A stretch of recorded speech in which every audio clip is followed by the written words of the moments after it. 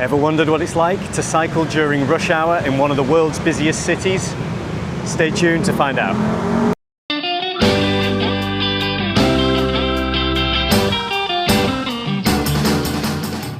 Jakarta, Indonesia's capital city and home to over 10 million people. Famous for its food, its culture, and the traffic. Now it's 5 p.m. on a Friday afternoon and I'm in downtown Jakarta. And I'm going to show you what it's like to cycle home during the evening rush hour. So without further ado, let's get on the road. All right, first step, getting across over there. Damn. Let's go. Help me out, help me out. There we go, good man, thank you. Right. And away we go.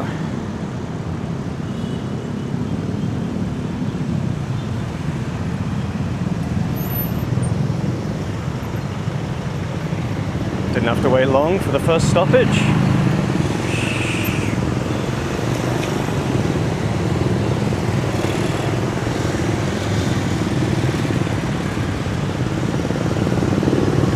Where are you going?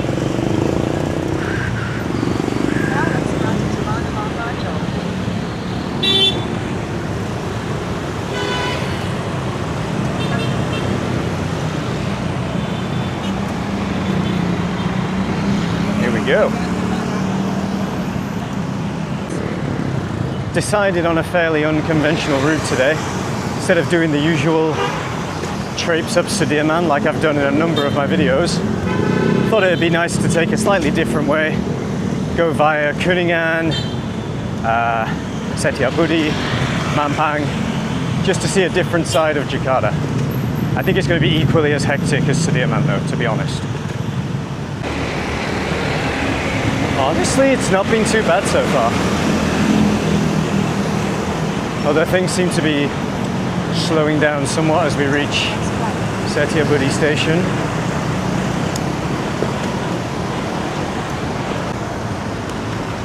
Okay, so the closer we get to Kuningan, the more sort of chaotic it gets, but so far, still not too much to grumble about. I feel like it's going to get a little bit more packed quite soon. Yeah, take a look to the right. It's getting busier.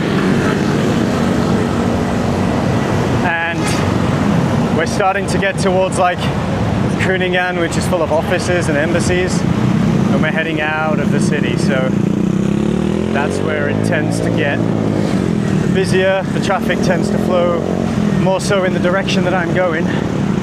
Let's see.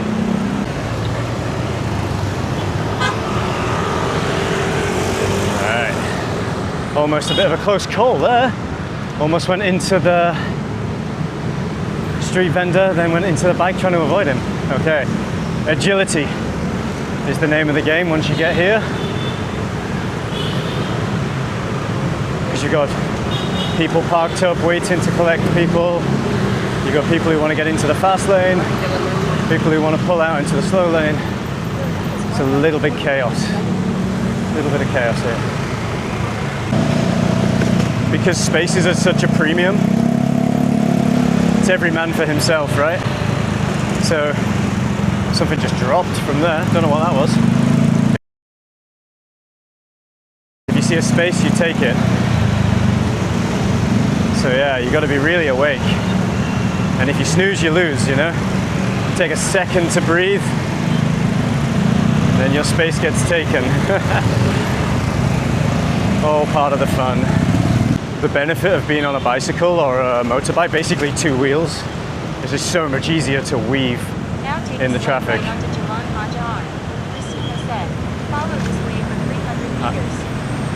I'm sure many people on four wheels and more would disagree with me that that's a good thing, but as I say, it's an element of every man for himself.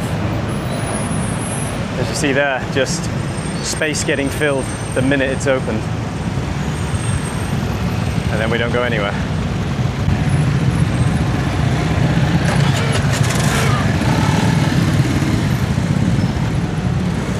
pretty much just at a standstill for now.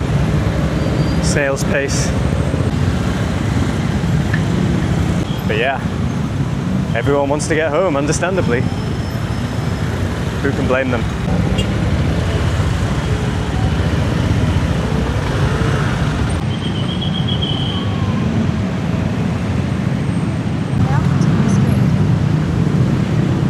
Irony is that that lane to the right is supposedly the fast lane. There's no such thing at this time of day.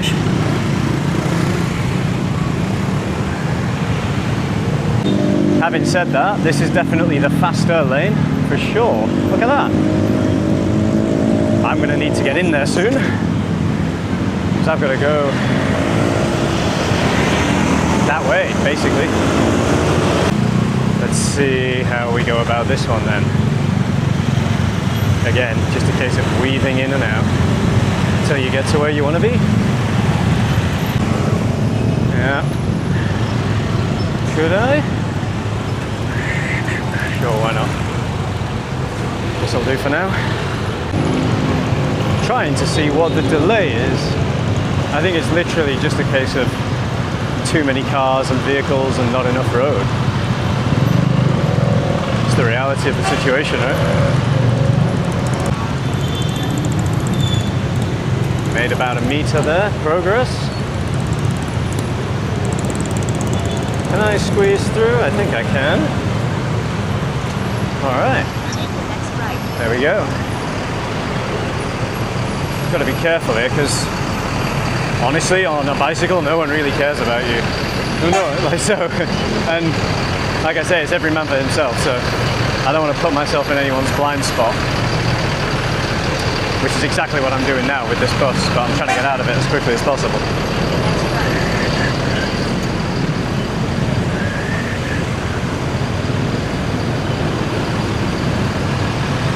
I guess the guy driving this bike in front has just everything's a blind spot to him unless it's in front of him.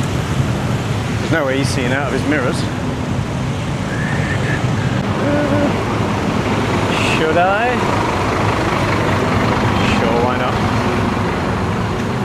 I can think of plenty of reasons why not. Well, it worked out for me there. Alright, not so keen on that one. Okay. This is a lot nicer than the last tunnel I was in.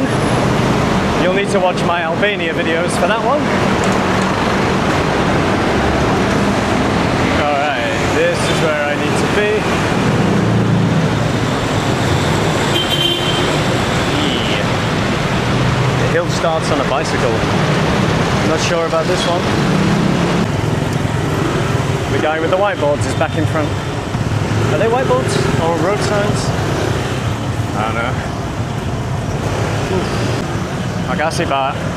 It does say that there's a cycle lane over there, but I would say it's borderline non-existent on at times like this. Alright, so I'm gonna need to turn left in a second, come off this road, and onto the much smaller road, Banka. So, much smaller road, but still usually an incredible amount of vehicles, so this might actually be even more hectic, I don't know. Let's see. Never actually cycled on here, only ever driven. Let's see how we go. So far, not been too bad on Banka, as you can see. But we've got about 3 kilometers on this road, and it tends to get a little bit more crowded the further down you get.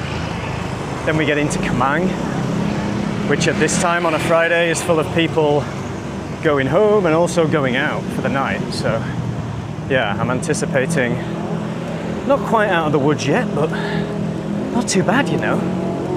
Let's see. Usually by this point on Banka, I expect it to be like bumper to bumper. It looks like it's going to get a bit busier ahead, but like, honestly, if this is it, bit of a lucky one, I would say.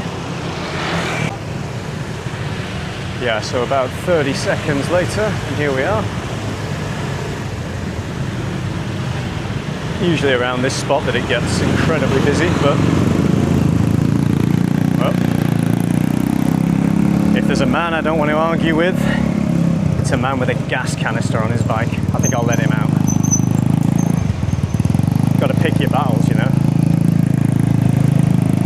Ooh, that looked good. Don't know what it was. Oh, orange juice. Could definitely do one of those around. You know, because I've come straight from work, didn't bring a bottle of water with me. Desperate for a drink, but should be home in 10 minutes or so. Depending on whether this traffic plays ball. Let's see.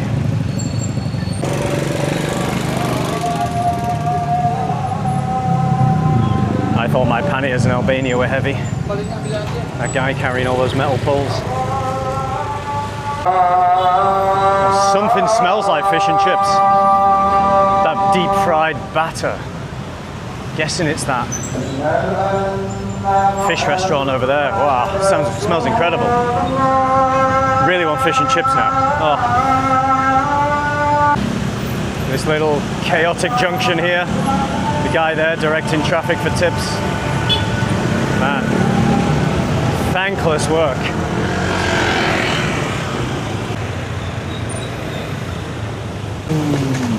Okay, back to Kuningan. Only a kilometre or two to go before I'm home. 2 kilometres, I would say. Usually Kuningan Raya is a busy road, but this is not too bad, especially considering the time of the day. This guy's about to cut me up. All right, let's get ahead. Have a feeling the rain is coming. It's that time of day. That sky, it's hard to know whether that's a dark sky because of the time, or whether that's a dark sky because it's about to absolutely hammer it down. Let's see. Still time for one last traffic jam, I would say. Let's see. Hey, very smart.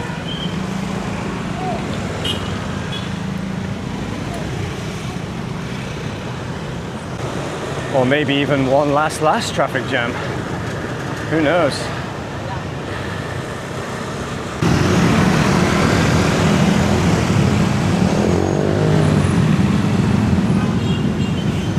There are definitely some benefits to cycling. Like, you're at the bottom of the food chain, but you can definitely sort of sneak into little gaps and round corners quite sneakily, like I just did there, which you wouldn't be able to do, well, perhaps on a motorbike, certainly not in a car. So, pros and cons, shall we say. It's probably the most dangerous method of transport because you are, as I say, bottom of the food chain, but it's not all bad. There we have it then. Home sweet home in the Jakarta rush hour traffic, 47 minutes to do about 14 kilometers. Not the most enjoyable, but also, you know, once you're used to it, it's really, really not that bad.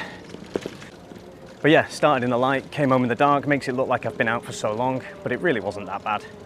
And yeah, less than an hour to get from the center of the city to the south. Not bad at all. I almost went very wrong at the end there because I almost came off the bike trying to record this. So I'm going to leave it there for now. Don't forget to like and subscribe, and I'll see you next time.